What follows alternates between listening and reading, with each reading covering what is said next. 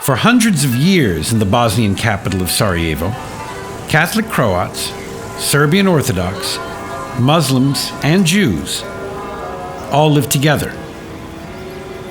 But as Yugoslavia disintegrated in the 1990s, many Serbian, Croatian, and some Bosnian political leaders said, "We cannot live together." Many people believed that, and war came. But not everyone in Bosnia got that message. Here is one story.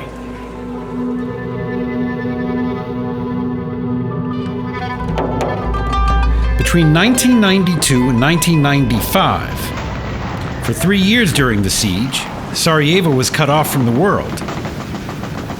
Its great buildings went up in flames. More than 12,000 people were killed by mortars and snipers. Walls were built to hide people from the snipers. Signs were even put up to warn the population, but it didn't always help. The Bosnian Serb military forces cut off the water to the city, so this park in the center of town is where people came to do their wash, fill plastic jugs to bring water home to drink, to bathe in, to flush the toilet. And this is how they got it home. An entire society was reduced to scrounging, avoiding snipers, selling whatever they had or hoped to sell, and then coming home to burn a few books or a chair to keep warm and cook on a wood stove set up in the middle of the living room. A great multi-ethnic city in Europe was dying. The Americans and the Europeans sent in food from time to time and watched from the sidelines as Sarajevo was bombed. People were losing hope, holding on. Even though most Serbs and Croats had left Sarajevo, some chose not to listen to their political leaders and felt that different people could live together. So some Serbs and Jews, and Muslims and Croats, continued to live together in this war-torn city of Sarajevo. And they were buried together, too.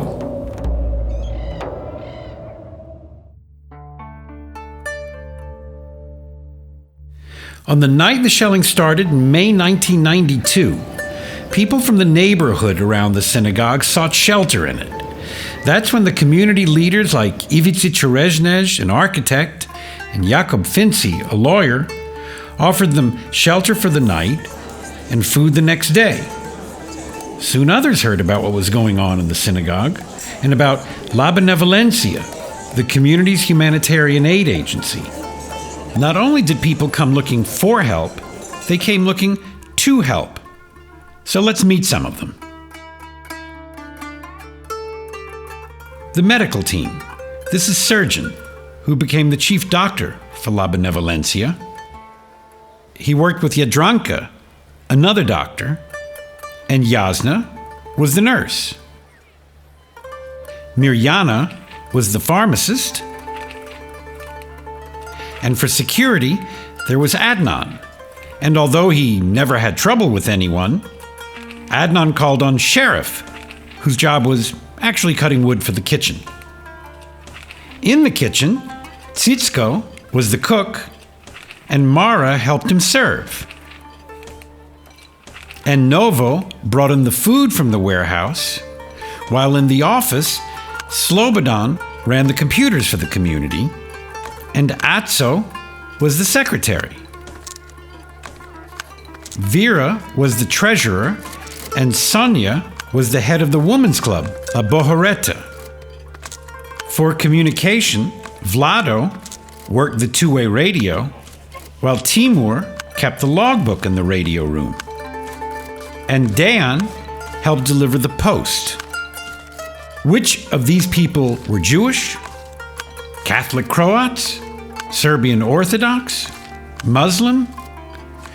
At La Benevolencia, no one asked. No one cared.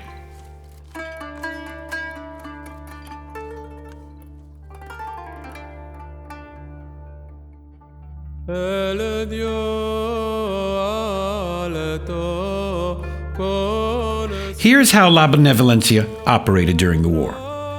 Surgeon tended patients in the community center, and he made house calls to people like Donka Nikolic, well into her 90s, who needed an injection every week just to keep breathing. During the war, like the water, the post was also cut off. So the Jewish community brought in the letters for the city, and journalists were asked to bring in the post and come to the synagogue where letters were filed. Then people were phoned and heard those wonderful words, "You've got mail." Since telephone lines were cut, La Benevolencia even set up a two-way radio system to the outside world, and families from all over Sarajevo came over to use it and to send messages to loved ones abroad. With help from the outside world, mostly from the American Jewish Joint Distribution Committee, La Benevolencia set up 3 pharmacies, and everything in it was free. Even a dentist came into the community center every week,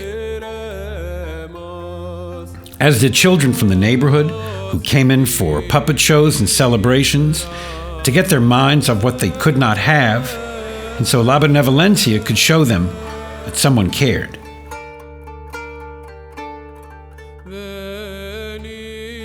Many older Sarajevans sent their children and grandchildren abroad and remained alone. So the Jewish women's group, La Bohoreta, kept its members busy by creating treats for the children and spending their time together.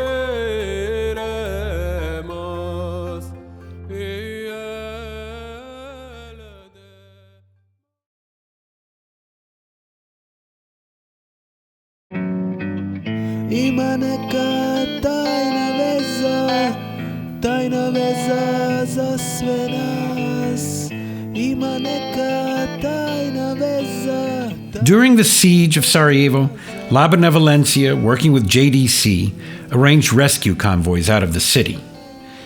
The largest was in February 1994. To make it happen, JDC sent in logistics experts to meet with the Bosnian Prime Minister, with the Bosnian Serbs, and then with the UN garrison. When permissions arrived, lists were made, the buses arrived, and those approved made their way to the Jewish community center. The old boarded the buses, the young, and they prepared to leave the city where they were born in, the city that they loved very much. The UN escorted the convoy out of the besieged city. They raced across no man's land and entered into Bosnian Serb territory. That's where the UN remained, and the convoy, filled with 294 Sarajevans from every ethnic group, made its way around the war zone and down to the coast of Croatia, its final destination. A journey that normally would take from Sarajevo to the coast of 4 hours took them over 20.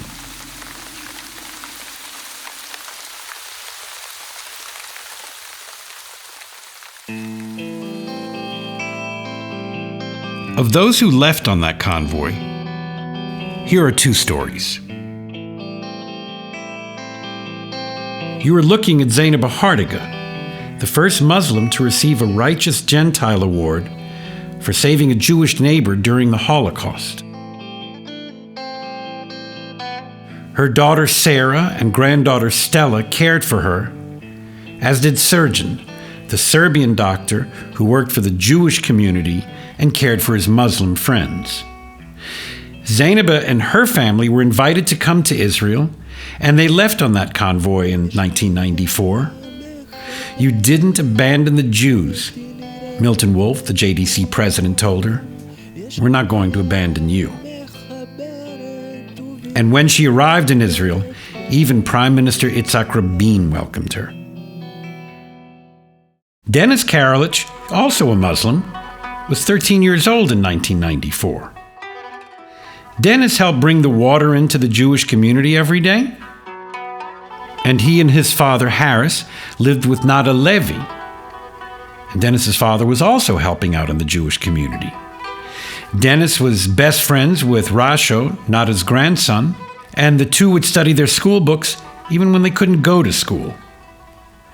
In January 1994, Dennis was slightly wounded in a mortar attack. Surgeon picked the glass out of his shoulders and his back, and Dennis's father told him, "You're going to go to Israel, even though I can't, so you can be safe." It's not easy leaving your home. It's not easy for a father to say goodbye to his son. But Rasho and Dennis rode through the night, and the next day, for the very first time in 22 months, Dennis was in a place where no one was shooting at him. In the years ahead, Dennis would live in Israel and finish school there. And then he moved to Vienna, where he spent a decade at the Holocaust Restitution Agency, the National Fund. When asked why a Muslim from Bosnia would work there, Dennis said, "I remember when I was growing up in Sarajevo, everyone I knew liked working together. And that was what La Benevolencia was all about. So by my working here today, perhaps I can pay just a little bit of that back."